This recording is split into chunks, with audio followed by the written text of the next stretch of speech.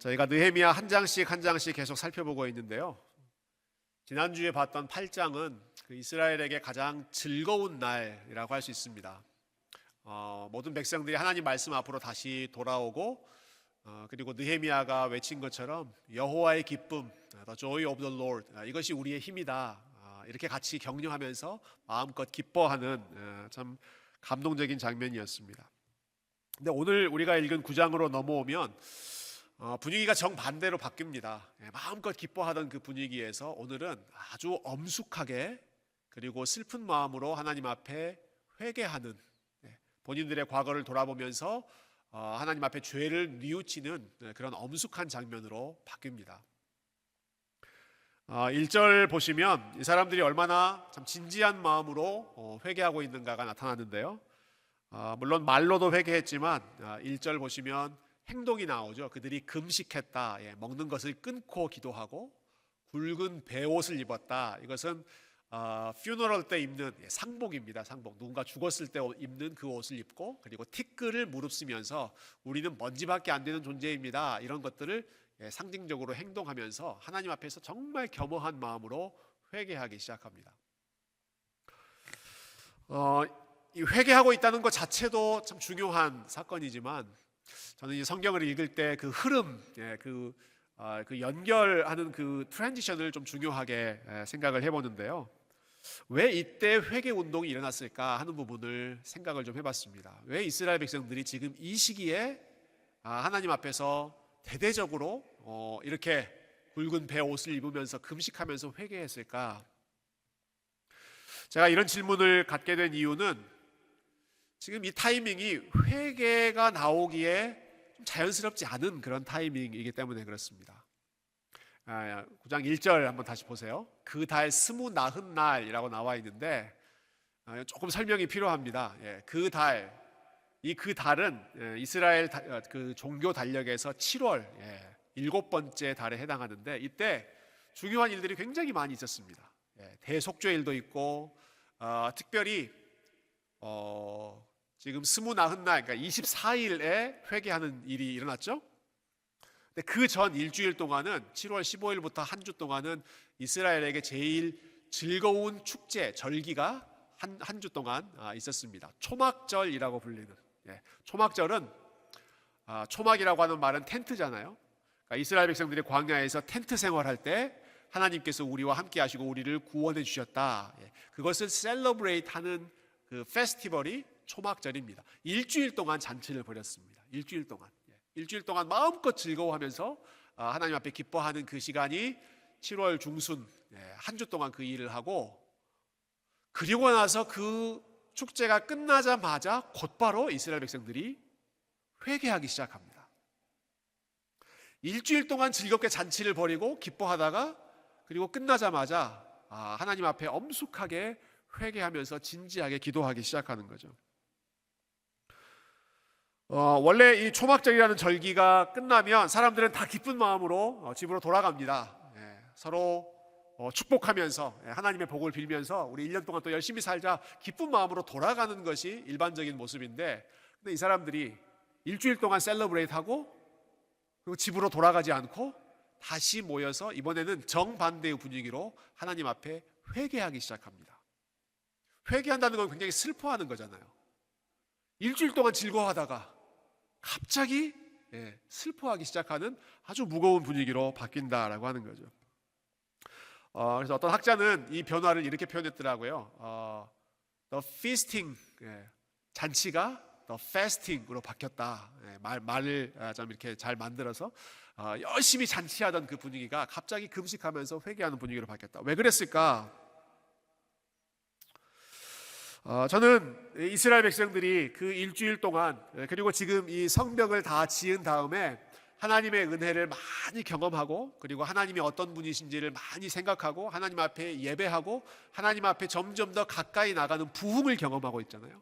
하나님을 가까이 하면 가까이 할수록, 그리고 하나님이 어떠한 분이신지를 알면 알수록, 그리고 하나님이 얼마나 좋으신 분인지를 이 사람들이 경험하면 경험할수록 그들의 마음 가운데 들었던 생각이, 우리가 그런데 이 좋으신 하나님을 제대로 섬기지 못했다.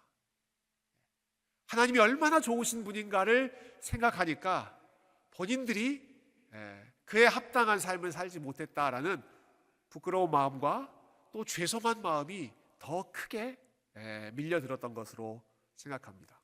하나님의 선하심을 알면 알수록 오히려 본인들의 연약한 모습이 더 크게 드러나는 거죠. 밝은 빛을 볼 때, 밝은 빛이 비춰졌을 때, 그때 그 전에는 보이지 않던 흠과 잘못들까지도 다 드러나게 되지 않습니까?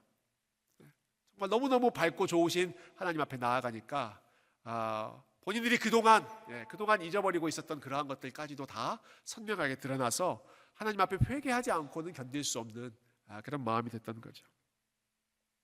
여러분 어렸을 때 들으셨던 이솝우화 중에 이런 이야기가 있습니다. 햇님과 바람이 대결하는 그 이야기 혹시 아세요? 바람과 햇님이 그 대결하는, 어떤 한 사람을 놓고 어떤 한 사람이 두꺼운 외투, 두꺼운 잠바를 입고 있는데 누가 저 옷을 벗길 수 있는지 그 시합을 하죠. 이 이야기 아세요? 먼저 바람이 나섭니다. 내가 강한 바람으로, 추운 바람으로 저 사람이 입고 있는 옷을 한 방에 날려버리겠다. 그래서 정말 매서운 바람을 보내죠. 그때 어떤 일이 일어납니까? 옷이 벗겨집니까? 아니요. 바람이 부니까 이 사람이 옷을 더 꼭 이렇게 저민다고 해야 되나요? 아주 타이트하게 본인의 옷을 꽁꽁 끌어안고 절대로 그 옷이 벗겨지지 않도록 둘러싸죠. 바람은 실패. 그러니까 이제 햇님이 나섭니다. 햇님은 뭐 큰일 하지 않습니다. 본인이 평소에 하던 일, 따뜻한 빛을 비춥니다. 밝은 빛을 비춥니다. 온도가 올라가고 이 따뜻한 기운이 퍼져나가니까 이 추운, 이 무거운 외투를 입고 있었던 사람이 저절로 그 옷을 벗어 던지죠. 따뜻한 그 온기를 경험할 때 꽁꽁 싸고 있던 그 옷을 내려놓는 이러한 일들이 사실은 우리 영적인 생활에도 동일하게 나타납니다. 우리가 하나님의 선하심을 볼 때, 하나님이 얼마나 무서운 분인가를 볼 때 회개하는 게 아니라 하나님이 얼마나 예리하고 차가운 분인가, 날카로운 바람을 보내시는 분인가, 그걸 볼 때 우리가 회개하는 게 아니라 하나님이 얼마나 따뜻한 분인가, 하나님이 얼마나 좋으신 분인가를 보면 볼수록, 그리고 알면 알수록, 느끼면 느낄수록 그때 우리가 입고 있던 그 여러 가지 것들을 다 벗고 내리고 하나님 앞에 우리의 모습 그대로 가장 진실한 모습으로 나아가게 되죠. 오늘 이스라엘 백성들이 지금 그와 같은 상황에 있습니다. 사실 인간적으로 보면 이스라엘 백성들은 굉장히 좋은 분위기 속에 있습니다. 오랫동안 힘들게 했던 성벽 건축 프로젝트가 끝났습니다. 오랫동안 성벽이 무너져 있었는데 하나님의 도움으로, 하나님의 은혜로 깨끗하게 다 완공했습니다. 지금 기뻐할 때죠. 실제로 기뻐했습니다. 그리고 일주일 동안 초막절이라고 하는 전통적인 페스티벌을 즐기면서 같이 셀러브레이트 했습니다. 기쁨이 최고조로 올라가는 그런 타이밍입니다.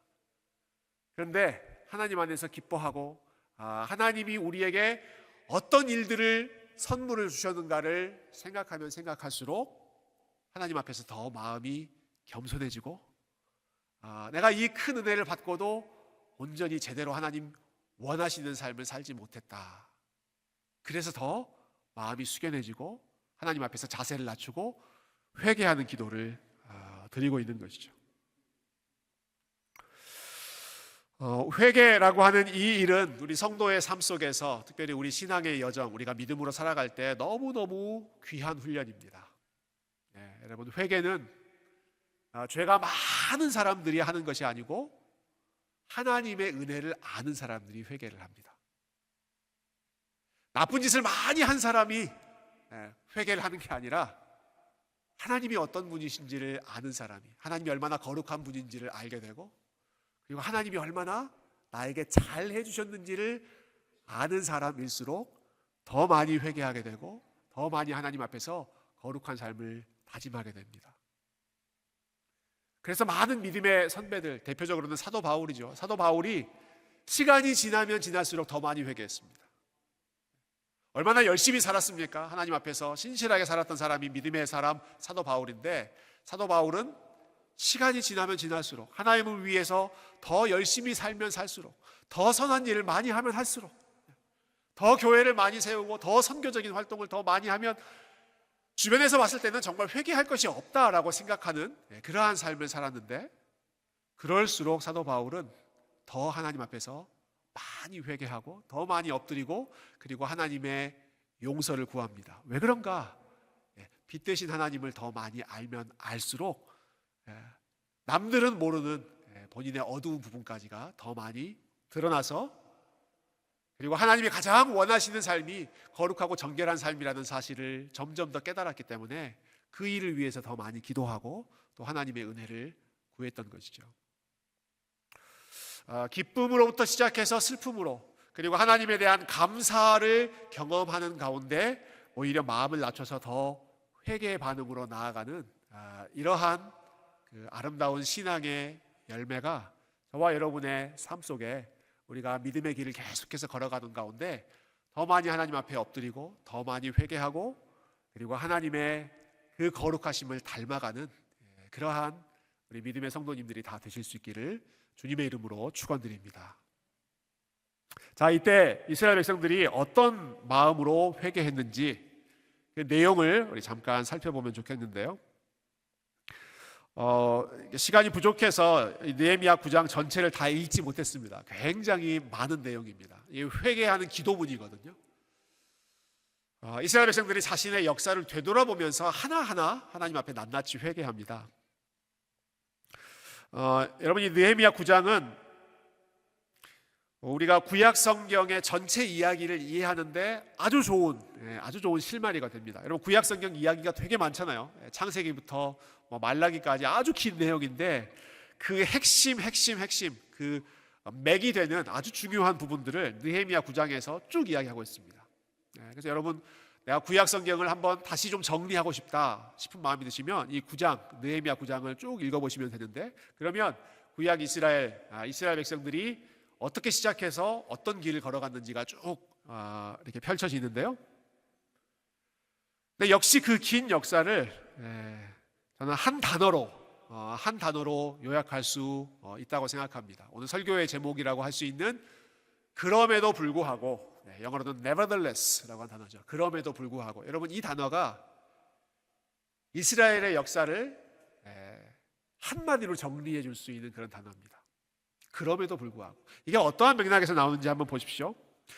우리말 성경에는 이 표현이 정확하게 직접적으로 나오진 않지만 영어 성경 그리고 또 히브리어 원어 성경에 보면 이 표현, 이 단어가 여러 차례 나옵니다. 두 구절만 한번 살펴보려고 그래요. 여러분, 먼저 25절과 26절 한번 보십시다. 25절, 26절. 자, 25절 제가 읽어보겠습니다. 25절.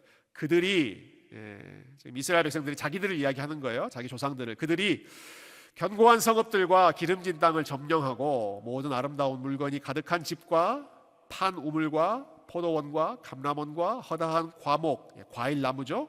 그러한 것들을 차지하여 배불리 먹어 살찌고 주의 큰 복을 즐겨 싸우나. 지금 이 25절에 나오는 내용은 하나님께서 이스라엘 백성들에게 약속하신 그 가나안 땅, 좋은 땅을 선물로 주신 그 상황입니다. 이스라엘 백성들이 가나안 땅에 들어가서 본인들이 노력하지도 않았는데 선물로 좋은 것들을 막 얻었습니다. 좋은 도시도 얻고 좋은 집도 얻고 좋은 땅, 좋은 밭을 그냥 공짜로 얻었습니다. 하나님께서 약속하신 대로 다 주셨습니다. 너무너무 좋은 것을 주셨죠. 근데 그 다음에 한글 성경에 나오지 않지만 그럼에도 불구하고 nevertheless가 나옵니다. 하나님께서 이렇게 좋은 것을 그들에게 막 퍼부어 주셨는데 그럼에도 불구하고 이스라엘 백성들은 어떻게 살았는가? 26절을 한번 읽어봅시다. 26절 시작. 그들은 순종하지 아니하고 주를 거역하며 주의 율법을 등지고 주께로 돌아오기를 권면하는 선지자들을 죽여 주를 심히 모독하였나이다. 이스라엘의 그 악한 역사를 참 집약적으로 보여주는 말씀입니다. 그들은 순종하지 않았습니다. 하나님이 그렇게 잘해주셨는데 순종하지 않았습니다. 하나님을 거역했습니다. 반역했습니다. 하나님의 율법을 등졌습니다. 하나님 말씀 싫어하고 그냥 아예 등을 돌렸습니다. 그런 모습이 안타까워서 여러 선지자들을 보내서 돌아와라 하나님께서 그렇게 말씀하시는데 오히려 그 선지자들을 죽이면서 그 보내신 하나님을 모독했습니다. 이게 하나님 우리의 역사입니다 라고 고백하는 거죠. 하나님, 우리가 이렇게 살았습니다. 하나님께서 우리에게 너무너무 잘해주셨는데 작은 가족에 불과한 아브라함 패밀리를 큰 민족으로 만들어주시고 노예, 종으로 살았던 국가를 자유국가로 만들어주시고 그리고 험난한 광야 생활 보내고 있는 사람들 가나안 땅으로 하나님께서 인도해 주셔서 잘 정착하도록 하나님 좋은 것들을 많이 주셨는데 그럼에도 불구하고 우리는 이렇게 살았습니다. 우리는 하나님 앞에 이렇게 등을 돌리고 등을 지고 오히려 하나님께서 원하지 않는 그러한 모습으로만 나아갔습니다. 그 모습을 이스라엘 백성들이 자기의 역사를 되돌아보면서 계속해서 반복되었던 패턴, 계속해서 반복되는 패턴. 하나님이 이렇게 잘해주시면 또 저렇게 엇나가고 하나님께서 이 일을 하시면 그거 금방 잊어버리고 또 원망하고 불평하면서 다른 길로 가는 이 거듭되는 이 역사를 이스라엘 백성들이 하나님 앞에서 회고하며 고백합니다. 그런데 여기서 끝나면 소망이 없죠. 이스라엘 백성들이 자신들이 회개하는 그 기도를 열심히 드리고 있지만 자신들이 잘못한 것만 이야기하지 않고 거기서 끝나지 않습니다. 사실 이것이 그들의 역사의 전부라고 한다면 이스라엘 백성들이 지금 하나님 앞에 설 수가 없죠. 하나님 앞에 모일 수가 없습니다. 예배하는 그러한 백성으로 남아있을 수가 없습니다. 그들이 이렇게 잘못된 길을 가고 있음에도 불구하고 그런데 그 다음에 마지막 한 번 더 결정적인 이보다 훨씬 더 중요한 nevertheless 그럼에도 불구하고 이 말씀이 나옵니다. 오늘 우리가 읽은 본문 중에 마지막 30절과 31절 말씀인데요. 30절 31절 자 한번 볼까요? 자 30절 제가 먼저 읽어볼게요. 그러나 주께서 그들을 여러 해 동안 참으시고 또 주의 선지자들을 통하여 주의 영으로 그들을 경계하시되 하나님이 계속 이런 일을 하셨다는 거예요. 그런데도 그들이 듣지 아니함으로 열방 사람들의 손에 넘기시고도 마지막 극약 처방을 하신 거예요.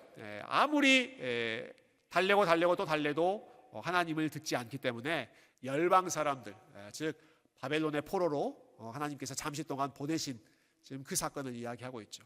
그들이 듣지 아니함으로 열방 사람들의 손에 넘기셨습니다.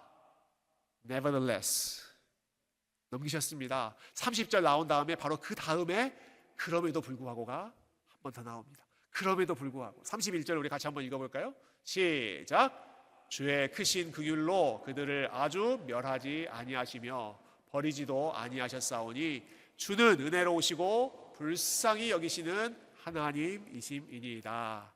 아멘. 이 31절이 마지막 포인트입니다. 31절이 이 긴 느헤미야 9장에서 정말로 이스라엘 백성들이 하나님 앞에 올리고 싶었던 기도의 내용입니다. 하나님, 우리는 이렇게 잘못했습니다. 우리는 이렇게 범죄했습니다. 우리는 이렇게 하나님을 잊었습니다. Nevertheless, 그럼에도 불구하고 31절 주님의 크신 긍휼은 Your great compassion, 하나님의 크신 불쌍히 여기시는, 우리를 불쌍히 여기시는 그 마음은 변하지 않았고 사라지지 않았고 여전히 우리에게 은혜를 베풀어 주셨습니다. 여전히 우리를 불쌍히 여겨주셨습니다. 두 가지의 그럼에도 불구하고가 오늘 본문에 대조되고 있습니다. 하나님이 좋은 일을 해주셨다. 그럼에도 불구하고 이스라엘 백성들은 잘못된 길로 갔다. 이스라엘 백성들이 잘못된 길로 간다. 그럼에도 불구하고 하나님께서는 그들을 여전히 불쌍히 여기셨다.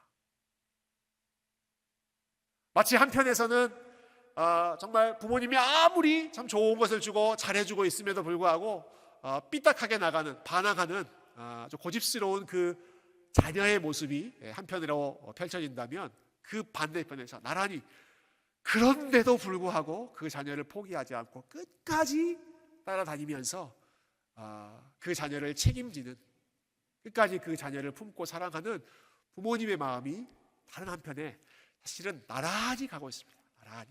여러분 9장을 한번 시간 내서 읽어보시면 좋겠어요. 9장에 어떤 내용이 나오는지. 한 절에서는 좋은 거 나왔다가 그 다음 절에는 반대의 얘기가 나왔다가 계속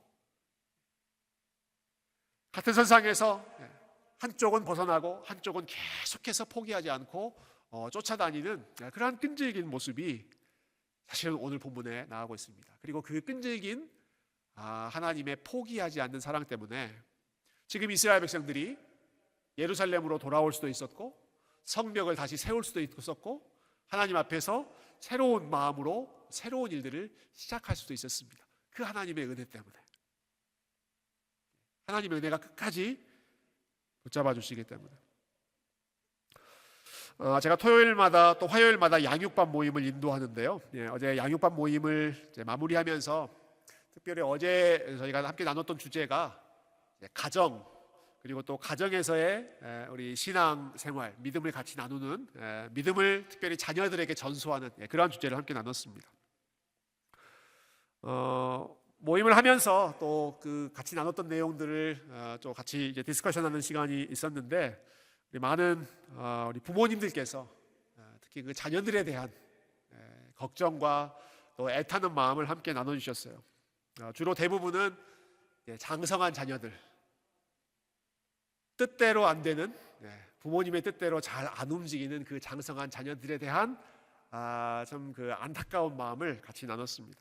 어렸을 때는 그렇게 말도 잘 듣고, 그렇게 교회도 열심히 가고, 또 교회에서 뭐 중고등부 때 열심히 리더 역할도 하고 아주 수련회 때 은혜 받던 그 착한 우리 애들이 대학에 가고 또 사회에 진출하고 또 청년이 되고 독립적인 삶을 살면 살수록 점점 하나님으로부터는 멀어지고 또 믿음의 길로부터는 무관심하게 되는 그러한 모습을 보면서 우리가 어떻게 해야 되나 그 고민을 함께 나눈 기억이 납니다. 저는 그런 면에서 볼 때 사실 우리 3부 예배는 참 놀라운 시간이라고 생각하는데요. 대학생들, 청년들, 정말 다른 데 있을 수 있는 그러한 우리 형제 자매들이 이 자리에 함께 예배하고 함께 주님을 찬양하는 자리에 참 이렇게 귀한 청년들이 모여 있다는 것은 정말 기적 같은, 너무너무 귀한 일인 것 같아요. 우리 청년들 여러분들은 정말 부모님께 큰 효도하고 있는 겁니다. 여러분들 좀 격려해드리고 싶고, 정말 우리 귀한 청년들 많은 거 참 감사한데, 그런데 여기 있는 청년들보다는 사실은 교회 밖에 있는 청년들이 사실은 훨씬 많죠. 왜 그럴까? 우리가 어떻게 해야 될까? 이제 그 대화를 우리 부모님들이 참 많이 나눴습니다. 그러면서 이제 애타는 자녀들 때문에 계속 제일 먼저 우리 자녀들 위해서 기도한다는 말씀도 하시고, 또 때가 되면 좋은 기회를 만들어서 믿음의 대화를 나눈다라는 그러한 말씀도 나누시고, 좋은 모범을 보이려고 애를 쓴다 그런 말씀도 함께 나눴는데요. 근데 부모님 중에 한 분이 이런 말씀하시더라고요. 자기 자녀가 좀 방황하는 것 같고 잘못된 쪽으로 가는 것 같아서 이제 불안한 마음이 들 때마다 자기가 그 아이에게 또 자녀에게 여자분이셨기 때문에 이렇게 말씀하셨어요. 엄마 너 믿는다. 엄마 너 믿어. 엄마 너 위해서 기도할 거야. 엄마 너 믿는다. 이렇게 말씀하시면서 계속해서 격려하고 또 지도했다라는 말씀을 하셨습니다. 제가 그 말 듣고 나서 설교를 준비하면서 제 오피스로 온 다음에 언젠가 제가 좋아하던 박영선 목사님이라는 분이 이 똑같은 말에 대해서 설명하신 내용이 갑자기 생각이 났습니다. 그분이 이렇게 설명하셨어요. 부모가 자녀에게 난 널 믿는다 이렇게 말할 때 그 말은 난 네가 잘 될 것을 믿는다 라는 뜻보다는 난 네가 잘 될 때까지 포기할 수 없다 라는 부모의 결심과 의지가 담겨있는 말이다 라는 말씀을 하시더라고요. I trust you. I trust you. 부모님이 자녀에게 나 너 믿어. 잘 될 거야. 이 말은 정말로 그 자녀가 잘 되기를 바라는 마음, 부모의 기대와 바람도 있지만, 그러나 그 말의 정말 핵심은 난 네가 잘 될 때까지, 난 네가 바른 길을 걸어갈 때까지, 내가 지금 믿음의 맥락이라면 나는 네가 하나님께로 돌아오고 하나님을 열심히 섬기는 믿음의 사람이 될 때까지 나는 절대로 포기할 수 없다. 난 절대로 포기하지 않겠다. 부모님의 의지와 열심이 함께 담겨있는 말이 I trust you. 나 너 믿는다 라는 그 말에 담겨있는 것이죠. 여러분, 오늘 본문에 이스라엘 백성들이 지금 하나님 앞에 기도하고 있는 내용이긴 하지만 성령께서 이 기도문을 사용해서 우리에게 들려주시는 메시지는 하나님이 어떤 분이신가 하는 것을 보여주는 거예요. 하나님께서 지금 이스라엘 백성들을 향해서 I trust you. 나 너를 믿는다. 이스라엘 백성들이 그렇게 수없이 하나님으로부터 벗어나고 실망시키고 멀어지고 있음에도 불구하고 하나님이 포기하지 않고 그래도 또 이스라엘 백성들을 믿고 또 그들에게 다가가시고 또 그들을 자기 편으로 데리고 오시고 하는 이 모든 하나님의 노력과 하나님의 열심과 그 하나님의 끈질긴 고집이 결국은 이스라엘 백성들을 하나님 앞에 회개하는 백성으로, 기도하는 백성으로, 예배하는 백성으로 만드셨다라는 것입니다. 하나님께서 포기하지 않으셨다라는 거예요. 이스라엘 백성들을 절대로 포기하지 않으셨다. 그럼에도 불구하고 계속해서 엇나가는데도 불구하고 청개구리처럼 빠져나가는데도 불구하고 하나님은 그 백성들을 끝까지 포기하지 않으셨다.